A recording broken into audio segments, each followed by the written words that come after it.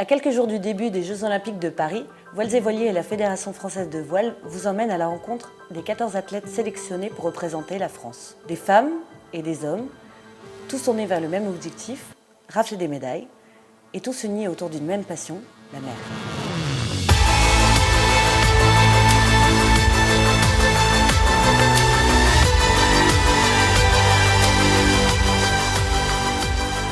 Bonjour Jean-Baptiste. Bonjour. Toi, ce sera ta 5e sélection. Dans quel état t'es quand tu apprends ça? Est-ce que c'est quand même un peu un sentiment d'euphorie ou... Je dirais que c'est un vrai moment de joie parce que c'est le passage obligatoire pour aller décrocher mon rêve, hein, en fait, ma médaille olympique. Mais voilà, je suis plutôt très concentré. Ouais. Donc tu as changé d'entraîneur pour cette nouvelle préparation olympique. Qu'est-ce qui t'apporte Nicolas? Nicolas, c'est déjà un copain, mais vraiment ce qu'il m'apporte, j'ai souhaité travailler avec lui parce que c'est quelqu'un qui est très honnête, très authentique, très franc. Et je pense qu'à 36 ans maintenant, ce que j'ai besoin, c'est quelqu'un qui me dise la vérité parce que quand on se pointe au jeu pour la 5e fois, on n'a pas envie d'avoir le regret, et si je lui avais dit ça Et donc voilà, il réunissait un peu tous les critères. Et il m'amène beaucoup de sérénité et de franchise, et ça, c'était le point clé, je pense, de ma préparation olympique. Comment justement on se dit ok, à partir de ce moment-là, c'est plus ça que je veux, c'est vraiment aller un step au-dessus. Est-ce que c'est chercher peut-être un peu plus de fantaisie ou Alors moi j'ai un parcours où j'étais très fantaisie au départ, avec des très bonnes et des très mauvaises régates, des très bonnes manches, des très mauvaises régates. J'avais du mal à stabiliser un peu le côté émotionnel, j'étais très joueur. Toute ma carrière j'ai essayé de réduire ce champ de folie et ça m'a amené à des résultats qui étaient plus constants mais forcément un petit peu moins brillants.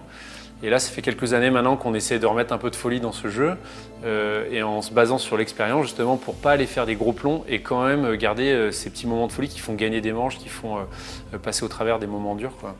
Clairement, c'est ces moments de folie qui vont me faire gagner les Jeux Olympiques, donc il faut aller les chercher, mais les chercher au bon moment et c'est ça le rôle de l'expérience, c'est pas y aller tête brûlée, c'est vraiment avoir un cadre et quand le cadre il s'y prête, eh ben, libre cours à mon imagination. Et finalement, c'est ça pour moi le but des Jeux Olympiques, c'est d'aller jouer jusqu'au dernier jour. Tu évolues dans une flotte où il y a un très grand nombre de bateaux. C'est ça que tu aimes dans le laser finalement? Alors moi, ce qui m'éclate au départ, c'est le sport. Ça aurait pu être le bilboquet ou la marelle, je sais pas, mais en fait, c'est vraiment l'idée de gagner qui m'a toujours guidé. Et il se trouve que j'ai gagné ma première course de ma vie, je crois, en bateau. Et donc je suis parti en laser et après, ce qui m'a plu dans le laser, c'est que c'est un bateau qui est à la fois très simple, parce qu'on fait vite le tour, hein, il y a 3 réglages et une sangle de rappel. Mais du coup, ça donne de l'accès à beaucoup de gens et beaucoup de jeunes. Et sur la ligne de départ, on est très vite 70. Et gagner devant 70 bateaux, ça m'excite beaucoup plus que de gagner devant 5 bateaux. Il y a tellement de densité que la preuve, je ne gagne pas tout, quoi. Donc c'est toujours un nouveau challenge et quand on me met face à un challenge, une compétition, l'esprit de compète, il revient tout de suite. Et j'ai du mal à m'en séparer de ce truc-là, c'est cool.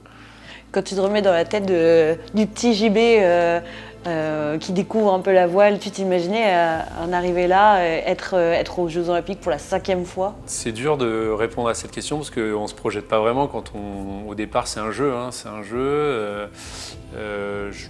J'y croyais parce que je me sentais invincible en fait. Quand on est gamin et qu'on gagne des courses, on se sent invincible. Mais je me suis jamais trop projeté, mais en même temps c'est devenu réalité assez vite pour moi et j'en suis content, hein.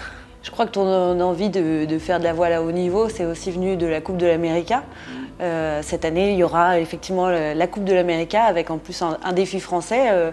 Tu regardes ça avec envie? Bien sûr, ouais, bien sûr. En fait, le laser, ça s'est fait un peu grâce aussi à la Coupe de l'América. Je la raconte souvent cette anecdote, mais elle est marrante. David Ginola, qui était son fils, jouait au football avec mon frère, et qui est plus jeune que moi. Et quand il a su que je faisais de la voile au niveau, il m'a dit « Mais attends, mais moi j'ai Canal+, moi j'avais pas Canal+, viens voir les épreuves, c'était à 3 h du matin je crois, viens voir les épreuves dans mon salon. » Donc je me suis retrouvé, je sais pas, je devais avoir 11 ans, 12 ans, à aller voir la Coupe d'América qui se faisait aux États-Unis chez David. Et puis là, j'ai dit à mon père, bon, comment on fait pour aller sur ces bateaux-là? Parce que ça avait l'air vraiment sympa. Il m'a dit, sois champion olympique de laser et normalement, tu iras faire la Coupe d'Amérique. Donc peut-être que je chasse encore ça. Mais en tout cas, oui, c'est sûr qu'on a la chance d'avoir un team français cette fois-ci. En plus, c'est des copains. Donc je désespère pas d'aller les voir gagner la Coupe d'Amérique dès septembre. Quel rapport tu tu entretiens avec la mer parce que tu passes beaucoup de temps et je sais que tu fais aussi du foil, tu fais... Ouais, la mer pour moi c'est quasiment toute ma vie. Mon père il est venu sur la côte, il est stéphanois et mon père est venu sur la côte parce qu'il est tombé amoureux de la voile sur un petit étang et moi j'ai eu la chance de grandir avec mon père qui avait une entreprise dans les bateaux quoi. Il m'a aussi poussé un peu à la voile puisque c'était sa passion, il voulait que j'essaye du moins. Puis voilà, aujourd'hui, quand je fais pas du laser, je fais des activités un peu plus fun, ça peut être du foil, ça peut être de la croisière, ça peut être... mais tout est à base de voile et d'eau, c'est clair. Merci.